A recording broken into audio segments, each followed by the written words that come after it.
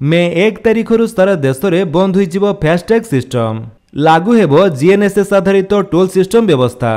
तेबे जीएनएसएस आधारित toll system किपरि काम करिवो, फास्टैग व्यवहारकारी को कौन करने पड़िबो एवं एही जीएनएसएस रो लाभ कौन आसंतु जानिबा। आसंता मे 1 तारिखर सारा देश में राजपथ में टोल आदाय पद्धति रे बड़ परिवर्तन हेबाकु जाउछि।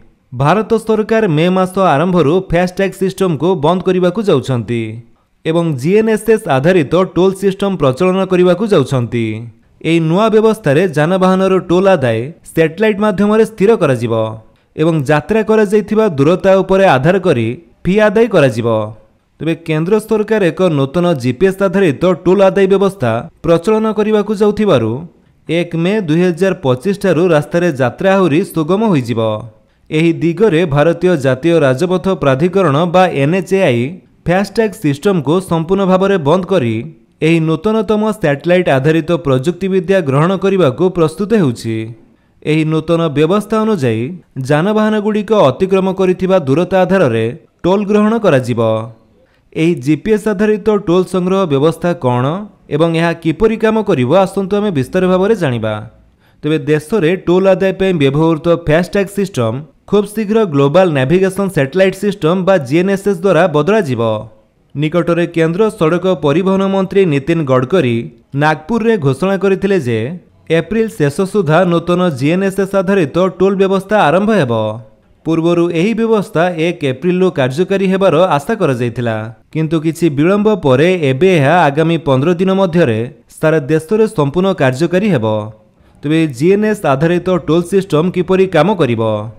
आरएफआईडी प्रजुक्ति विद्या सहित फास्टैग परी जीएनएसएस बा ग्लोबल नेविगेशन सैटेलाइट सिस्टम आधारित टोल सिस्टम मध्य प्रचलन करा जाउछि, किंतु एथिरे गाड़ीर विंडशील्ड रे टैग लगाइबार आवश्यकता रहिबो नाही।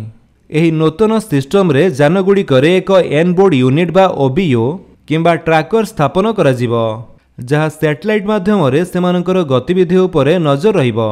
राजपथ रे गाड़ी केते दूर अतिक्रम करिवो ताहा उपरे टोल परिमाण निर्णय करा जिवो एवं लिंक होइथिबा डिजिटल वॉलेट रो स्वयंचालित भाव में कटिजिवो।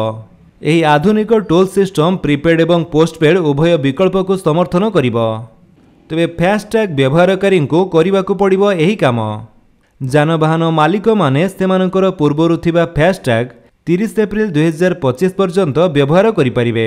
मे 1 रु समस्त जान रे सरकार द्वारा अनुमोदित जीपीएस डिवाइस लगाइबा बाध्यतामूलक हेबो।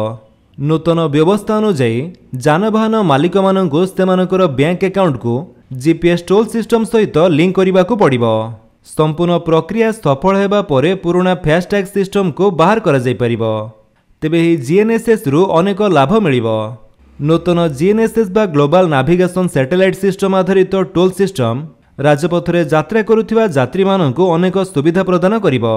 एही प्रजुक्ति विद्या माध्यम रे एबे टोल प्लाजा रे अटकिबार आवश्यकता रहिबो नाही, जहा अपेक्षा समय बंचाइबो एवं यात्रा अधिक सुविधाजनक करिबो। आपण जेते अधिक यात्रा करिवे आपनको सेते अधिक टोल देबाकू पड़िबो। एही व्यवस्था कार्यकारी हेबा सहित मानुअल त्रुटिर संभावना ह्रास पाइबो एवं ठके घटना मध्ये ह्रास पाइबो।